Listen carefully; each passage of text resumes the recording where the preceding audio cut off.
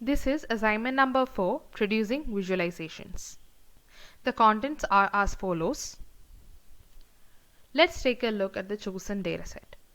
Toronto is safer than other major cities in terms of the magnitude of crimes or the number of crimes. However, in 2020, the crime assault without weapon occurred more often than other crimes. To analyze the crime pattern in Toronto in the year 2020, I have chosen the public dataset Major Crime Indicators from data.torontopolice.ontario.ca. The dataset had 2,42,879 records. Therefore, for the ease of analysis, I have filtered the dataset removing irrelevant columns and rows. I have also renamed the columns for better understanding. The data narrative used is origin, which explains how or why things came to be as they are.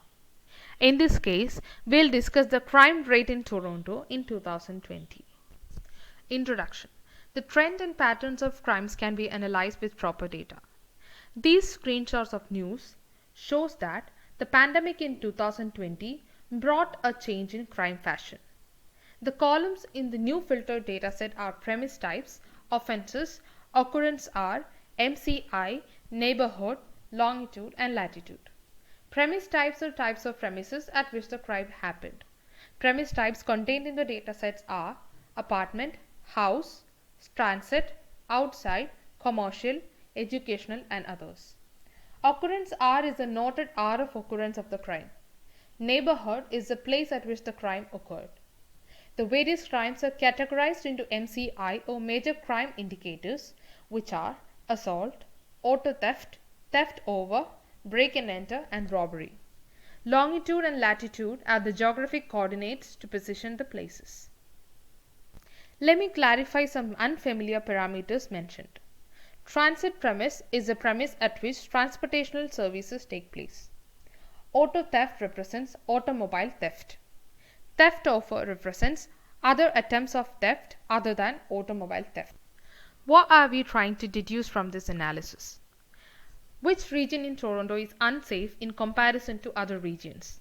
Does time of occurrence of crime has relation to the type of crime? Is apartment safer to live than houses or vice versa? Did COVID-19 lockdown restrictions trigger assault crimes?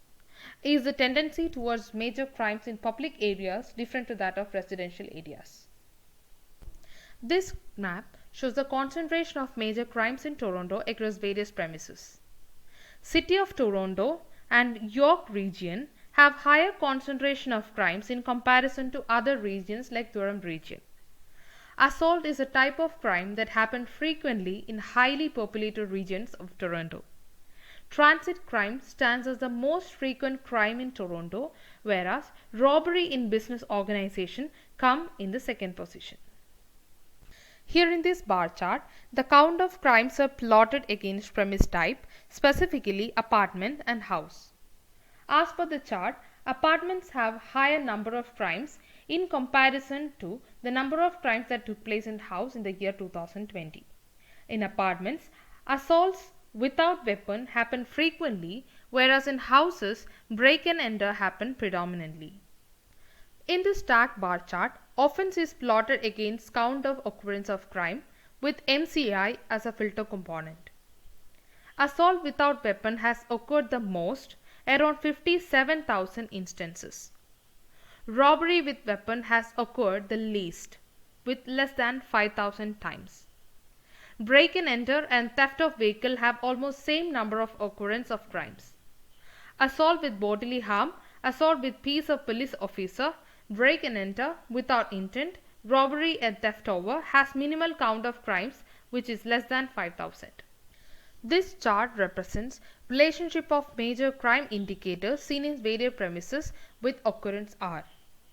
It is observed that in apartments, houses and commercial places, the average crime occurred R is around 1 p.m. which is by daytime. Crimes at outside premises are seen mostly by daytime.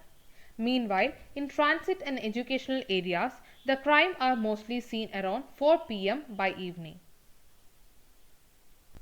These bubble charts represents the tendency towards major crimes in public and residential area.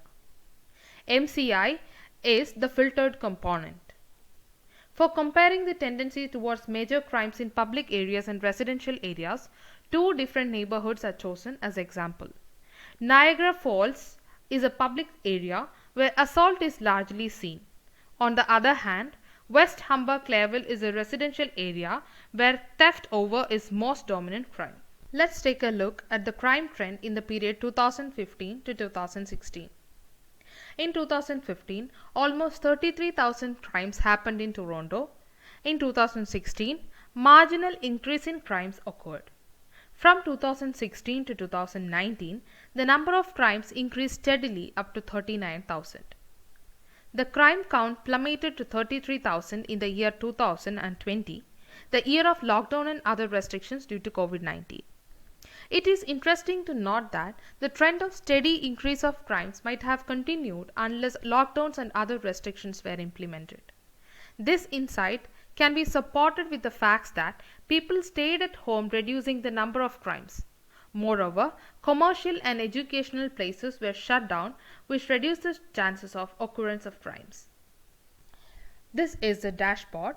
The dashboard consists of four types of charts: bar charts, area chart, bubble chart, and map. Different types of bar charts are used for better representation. The map provides visual representation of which neighborhood is selected and also led to select neighboring regions of interest for insight exploration. These various bar charts are used to show change over time, distribution of crimes and premises, count of crimes. Bubble chart depicts distribution of crimes across public and residential areas. Let's see if Toronto is prone to crimes. The map shows the concentration of crimes across various premises.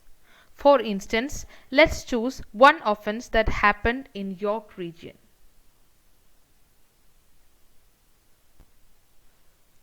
The offense is theft of motor vehicle, happened in the educational premise in the year 2020.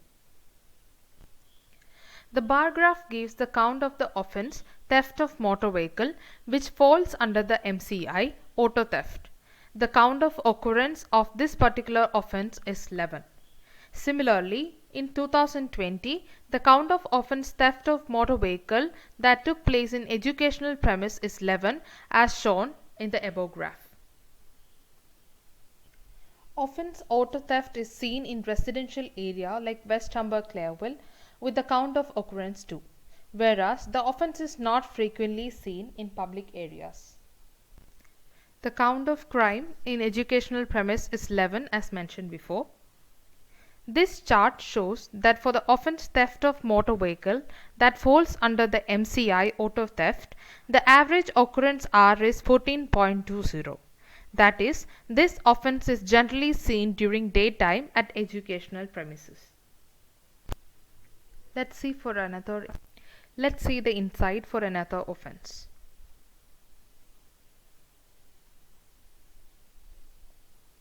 Here, the offense is break and enter, which is seen in the outside premise. The offense falls under MCI break and enter and has a count of 4. The count of crime is 4 as shown above. Break and enter is not generally seen in residential and public areas. This bar chart shows the average occurrence of offense or crime as 15.79, which means that the offense is generally seen by afternoon. From the analysis, it is evident that the number of crimes decreased in the year 2020 in comparison to 2019. Anyhow, it is significant to note that the crime assault has increased in the year 2020. The count of crimes in residential areas is lesser to that of public areas. Conclusion. City of Toronto and York region are unsafe to live in comparison to other regions. Time of occurrence of crime has relation to the type of crime. Houses are safer to live than apartments. COVID-19 lockdown and other restrictions triggered assault crimes, especially domestic assault without weapon. The tendency towards major crimes in public areas are different to that of residential areas due to variances in social interactions. Here is a reference. Thank you.